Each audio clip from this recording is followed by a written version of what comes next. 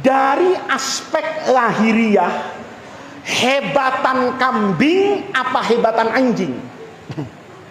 Kata muridnya, rasanya hebatan anjing, guru. Anjing dengan kambing itu lebih hebat anjing. Kata siapa ini? Kata muridnya. Kata gurunya, sodaqta, benar. Coba diurai. Diurai, Pak. Yang pertama nasab. Bapak tahu nasab enggak? Turunan.